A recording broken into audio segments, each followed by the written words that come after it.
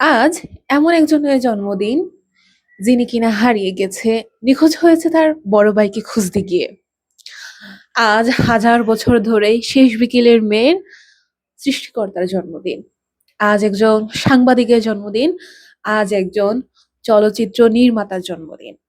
আজ একজন প্রতিভাবান গল্পকারের জন্মদিন। বলছি জহির রায়হানের কথা।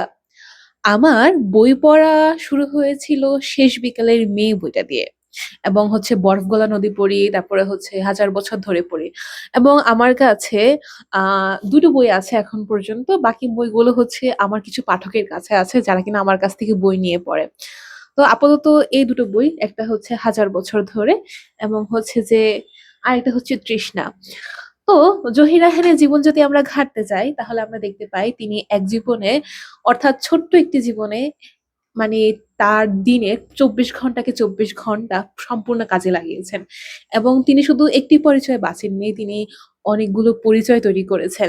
আমাদের বর্তমান তরুণ প্রজন্মের যদি হচ্ছে যারা আছি তারা যদি তাকায় তাহলে আমরা চেষ্টা করতে পারি জহির রায়হানের মতো হওয়ার। এখন শেষটা যদি দেখতে যাই তাহলে আমরা দেখতে পাবো জহির রায়হান তার বড় ভাইকে খুঁজতে গিয়ে নিখোঁজ হয়ে যায়। তারপর তিনি মারা গেছেন, নাকি এখনো বেঁচে আছেন, নাকি হারিয়ে গেছেন, আমরা কেউ জানি না। আসলে একটা মানুষ দীর্ঘদিন ধরে বেঁচে থাকতেও পারে না। আর তিনি যদি মারা গিয়ে থাকেন, কিভাবে মারা গিয়েছেন তা কিন্তু আমরা জানি না।